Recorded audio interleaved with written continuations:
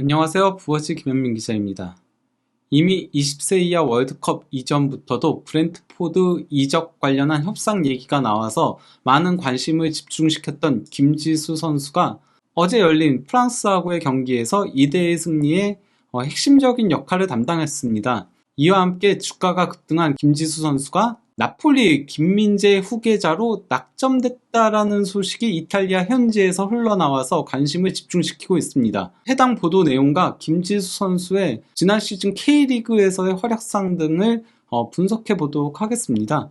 일단 김지수 선수가 그 5월 15일자 스포츠조선의 단독 기사로 이제 그 브렌트포드 이적 협상 중이라는 내용이 나왔던 거였죠. 브렌트포드가 바이아웃 금액을 질렀고, 여기에 대해서 이제 그 성남도 브렌트포드에서 오퍼를 받은 게 사실이라고 인정을 했고, 또 이제 그 전 대한민국 대표팀 감독이었던 파울로 벤투가 추천서를 써줬다라고 해서 많은 화제를 일으키기도 했었죠. 이러한 가운데 이제 그 영국 대중지인 데일리 메일 역시도 브렌트포드가 김지수와 협상 중이다라는 보도를 냈습니다. 그러면서 뭐 내용은 그냥 간단하게 브렌트포드는 56만 파운드, 하나 약 9억의 바이아웃 조항을 가진 대한민국 스타 선수이자 바이에른과 스포팅이 주시하고 있는 김지수와 계약하기 위해 협상 중이다라고 보도를 한 겁니다. 그래서 이제 브렌트포드와 스포팅 리스본 그리고 또 이제 바이에른 뮌헨의 엠블럼 3개가 이렇게 그려져 있는 거죠. 이 보도가 나오자 이제 포르투갈 스포츠 전문지죠. 아볼라에서는 데일리 메일이 하루 전에 성남에서 뛰고 있는 한국인 센터백 김지수에게 스포팅이 관심을 보이고 있다고 보도했는데, 아볼라의 취재 결과 스포팅이 김지수에게 관심이 없다는 걸 확인했다.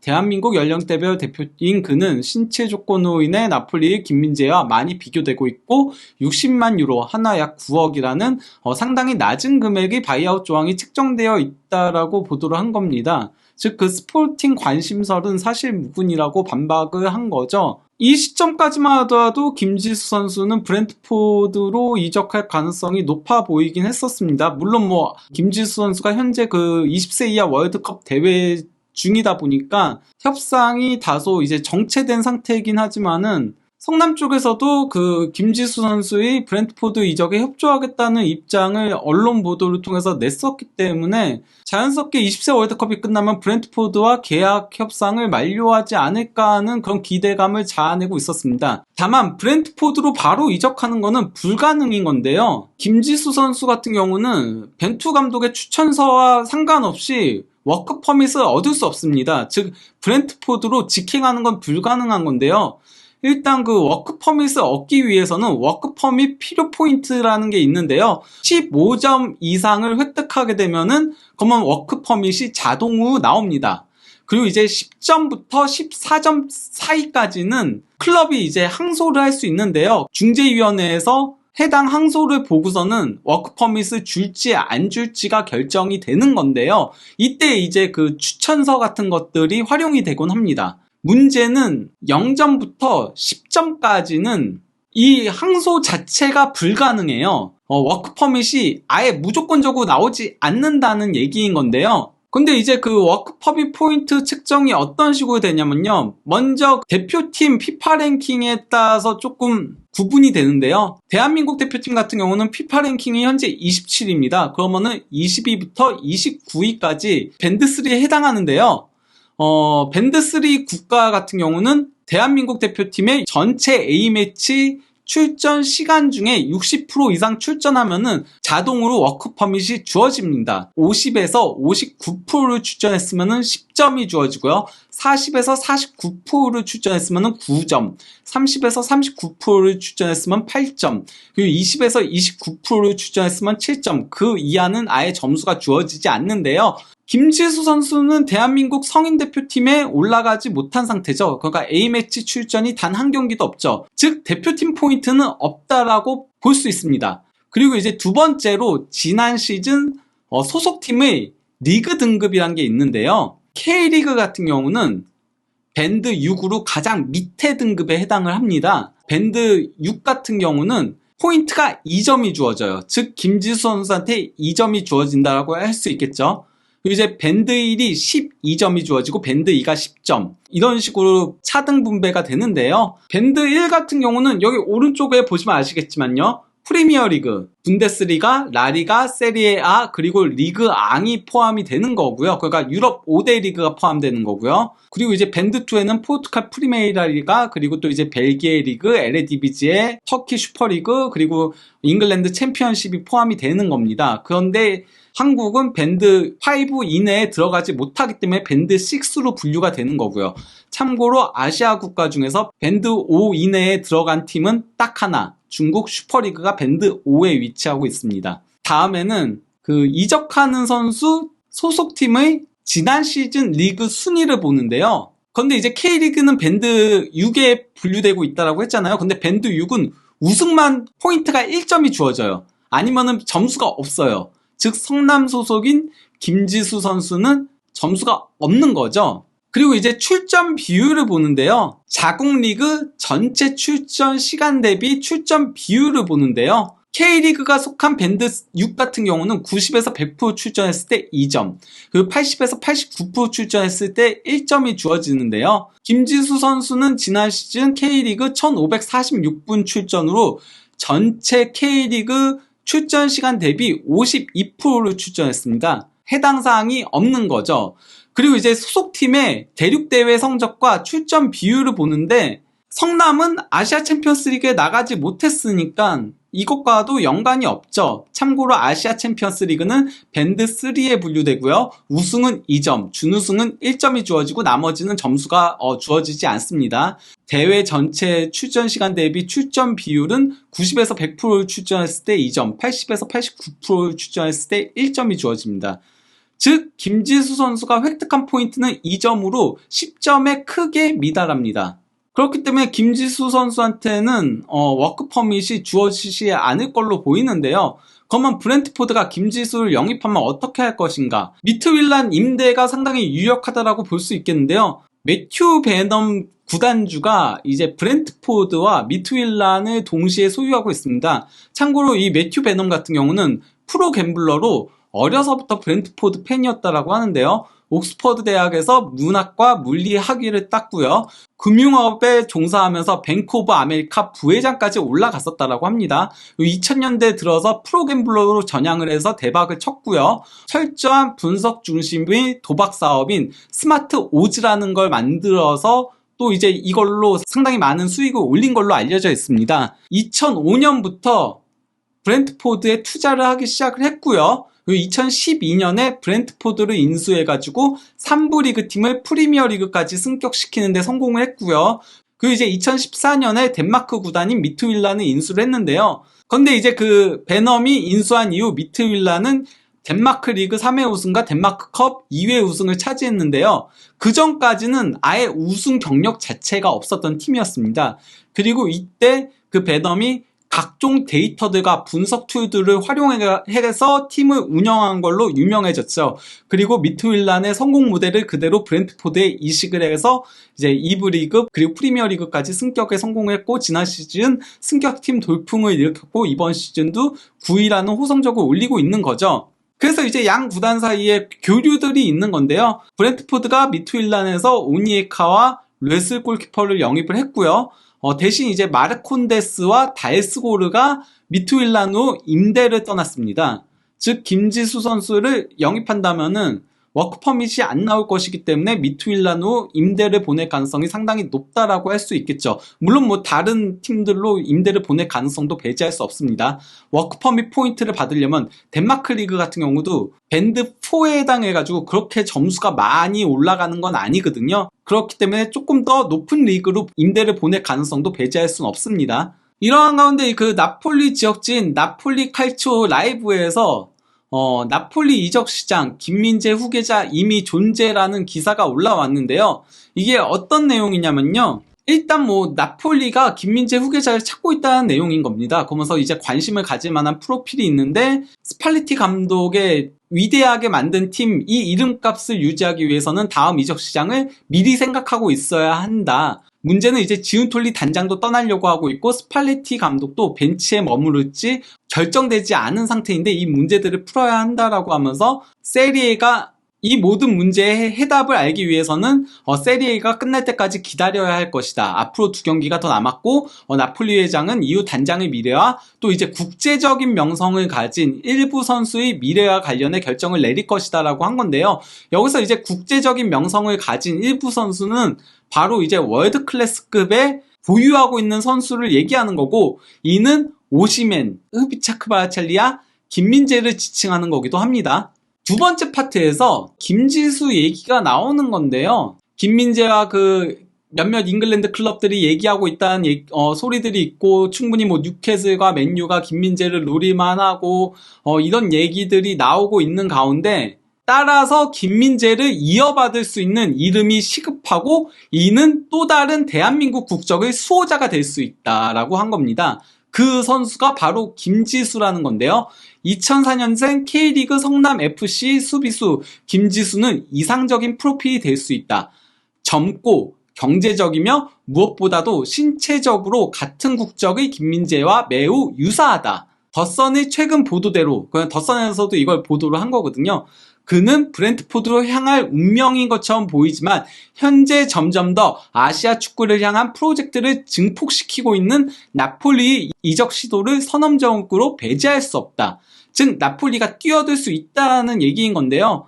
그리고 나폴리가 뛰어든다면은 김지수 측도 흔들릴 수 있죠. 왜냐면은 브렌트포드는 바로 가고 싶어도 갈 수 없는 상황이니까요. 아시아 시장을 증폭시키고 있다는 얘기는 이제 일마티노라던가 아니면은 많은 이제 이탈리아 매체들에서 얘기를 했던 거였는데요. 바로 이제 데 라우렌티스 구단주가 우리는 이제 한국, 일본, 미국 시장을 보고 있다라고 우승 축하연에서 아예 공개 석상에서 밝혔었거든요. 그래서 이제 일마티노의 김민재 이후 더 많은 한국인 선수 영입이라는 제목의 기사가 올라온 겁니다. 그러면서 단순한 스포츠 운영이 아닌 새로운 시장을 가진 비즈니스라고 평가를 한 건데요. 그러면서 여기서 이강인과 황인범의 이적설이 나왔던 거였죠. 김민재는 살아있는 프로모션이다. 나폴리는 한국 선수를 원한다. 밴쿠버에서 잠시 경험을 쌓은 후 루빈 카잔에서 성장한 올림피아코스 미드필더 황인범과 라리가 마요르카에서 뛰고 있는 이강인은 바로 그 주인공이다. 서류상의 이름일 뿐이지만 나폴리가 극동으로 눈을 돌리고 있다는 신호다. 카타르에서 월드컵 본선이 열리는 동안 루사일 경기장 주변과, 이건 이제 월드컵 경기가 열린 구장을 얘기하는 거죠.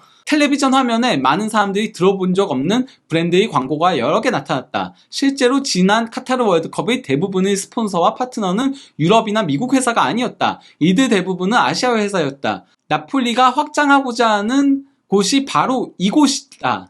실제로 데 라우렌티스는 스쿠데토 축하 행사에서 우연히 일본에 대해 이야기했다. 우승한 나폴리는 매력적인 팀이기에 여러 접촉이 있었다. 여름에 일본 투어의 초청 제안이 있었지만 데 라우렌티스 회장은 프리시즌 훈련 캠프 기간 동안 팀을 유럽에서 옮기지 않을 것이다. 라고 이렇게 얘기를 한 겁니다. 그리고 이제 가제타 델로 스포르트에서도 동양의 나폴리, 데 라우렌티스는 새로운 김민재를 찾고 있다라는 기사가 올라온 건데요. 그러면서 이제 밑에 소제목으로 쿠보, 이강인, 이토 히로키, 이타쿠라코, 그들은 스페인과 독일에서 뛰고 있다. 해당 내용을 그냥 간단하게 소개시켜드리면은, 아시아 선수들은 규율을 준수하고 스폰서를 가져온다. 이탈리아는 한국과 일본의 지원을 요청한다. 영입을 원하는 2가지 이유. 첫 번째, 매우 높은 규율 의식을 가지고 있다.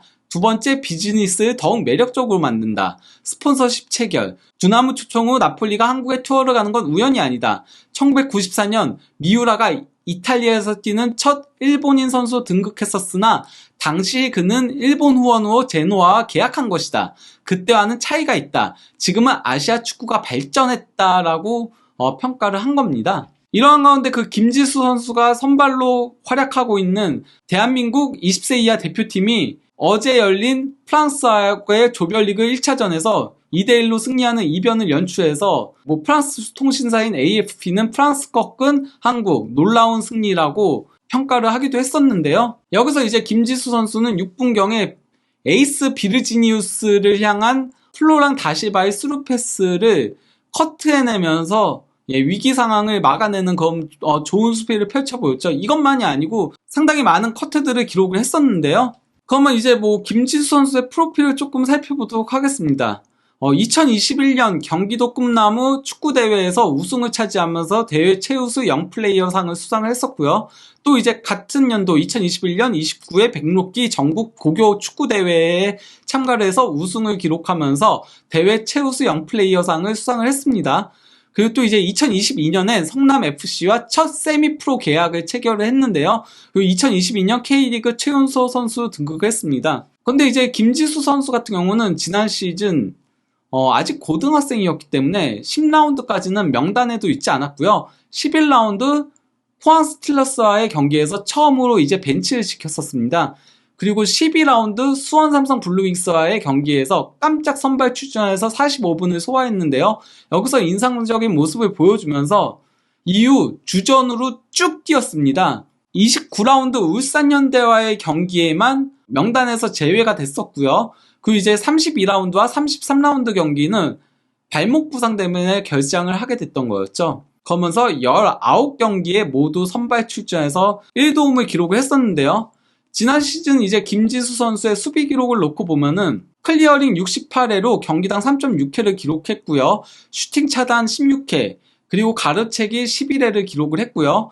태클 성공률이 58.8%, 상당히 높은 수치인 거죠.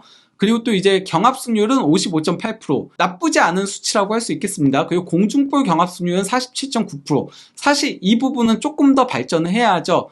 하지만은 김지수 선수가 만 18세에 192cm의 큰 키를 갖고 있다는 점을 고려하면은 이 공중볼 승률은 근육이 붙으면은 점점 더 올라갈 것이 분명합니다. 그리고 저는 김지수 선수한테 가장 주목해야 될 부분은 파울 관련 지표라고 할 수 있겠는데요.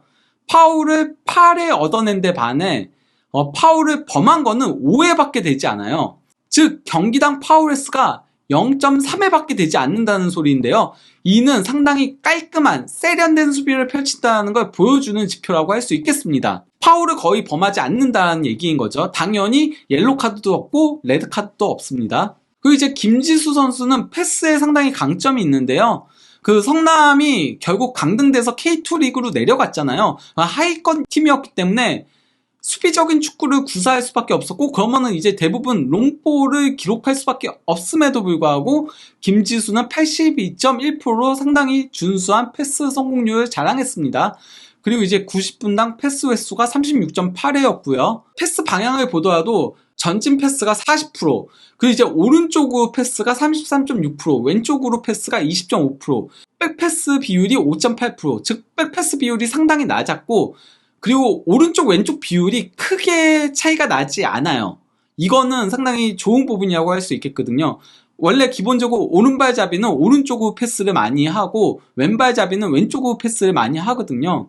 그래서 이제 오른발잡이 센터백을 오른쪽에 배치시키고 왼발잡이 센터백을 왼쪽에 배치시키려고 하는 경향성이 있는데, 근데 이제 김지수는 마치 김민재 선수처럼 반대쪽으로도 패스를 보낼 수 있는 능력이 있다는 거죠. 키패스도 2회를 기록했고 이 중 하나가 도움으로 연결이 됐는데요. 즉 센터백으로선 보기 드문 도움을 기록한 선수라고 할 수 있겠습니다. 스포츠 탤런트 스카우트라는 SNS에서 김지수 선수에 대해서 스카우팅 리포트를 올린 게 있는데요. 일단 뭐 김지수 선수에 대해서 비슷한 유형의 선수로 해리 맥과이어를 뽑았는데요. 물론 뭐 맥과이어가 지금 맨유에서 상당히 놀림감이 되고 있긴 하지만은 이 선수가 레스터에서 상당히 좋은 모습을 보여줬었고, 큰 부상을 당하기 전까지는 맨유에서도 단단한 수비를 보여줬던 선수거든요. 고점의 맥과이어와 비슷한 유형의 선수라고 평가를 한 거라고 보면 됩니다.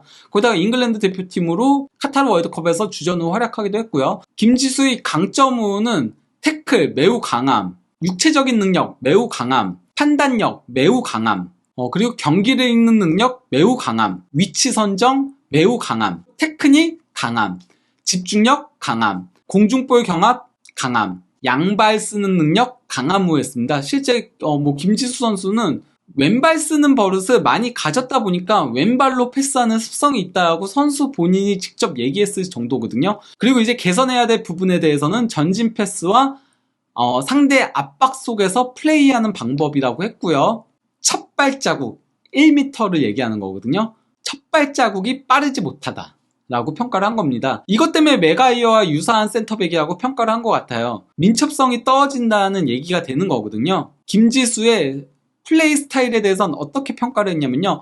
완벽하고 지배적인 센터백, 훌륭한 체질량과 체력, 파워를 갖춘 키 큰 선수, 그리고 상대와의 접촉 상황에서 안정감을 느낄 수 있는 타고난 신체 조건을 갖췄다. 포백에서 좌우 모두 소화 가능하다.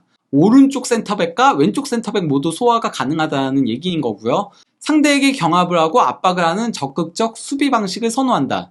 온도볼 상황에서 안정감과 적절한 침착함을 갖췄다. 초반에 팀의 빌드업 과정의 일부가 되는 선수이다. 간단하게 플레이하는 것을 좋아하고 온도볼 상황에서 불필요한 위험을 감수하는 걸 싫어한다. 좋은 수비 타이밍과 경기 이해 능력에서 평균적인 기술을 갖춘 선수. 적극적인 태클을 하지 않는다. 그가 태클을 남발하지 않는다는 얘기인 겁니다. 안전한 수비를 한다는 얘기인 거죠. 위험한 리스키한 수비를 하지 않는다는 얘기인 겁니다. 이 부분은 김민재와 완전히 다른 부분이라고 할 수 있죠. 상대와의 1대1 경합에서 끈질기고 정확한 태클을 잘한다. 태클을 남발하진 않지만은 상당히 정확하고 안정적인 패스를 구사한다는 얘기인 거고요.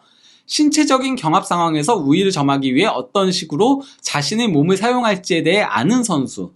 긍정적인 의미에서 공격적이며 보통 깔끔하게 경기를 한다. 카드를 자주 받지 않는다. 집중력이 있고 헌신적이다. 공중볼 상황에서 지배적이다. 약발인 왼발로도 매우 안정적으로 경기를 한다라고 했는데요. 이제 그 대한민국 20세 이하 대표팀은 온드라스와 감비아로 이어지는 조별리그 경기를 가지게 됩니다. 프랑스하고의 1차전에서 승리한 만큼 16강 진출이 상당히 유력해졌다고 할 수 있겠는데요. 만약 대한민국 대표팀이 이번 U20 월드컵에서 좋은 모습을 보여주면서 지난 대회와 같은 그런 돌풍을 일으킨다면은 김지수 선수의 주가도 한층 더 올라갈 것이고요. 그러면 이제 더 많은 구단들이 김지수 영입에 노크를 할 가능성도 있습니다. 이번 방송에서 소개시켜드렸던 나폴리 칼치오 라이브는 사실 그렇게 공신력이 있는 매체가 아니거든요. 하지만은 U20 월드컵을 통해 주가를 높인다면은 그러면 이제 공신력 있는 매체들에서도 나올 가능성이 있고 더 많은 구단들이 김지수 선수 영입을 노크할 가능성이 있죠. 그러면 한준TV에서는 김지수 선수 관련한 또 추가적인 내용들이 있다면, 그리고 김지수 선수와 현재 그 브랜트포드의 협상 상황이 어떻게 전개되고 있는지에 대해서 앞으로도 추가 보도를 보내도록 하겠습니다. 감사합니다.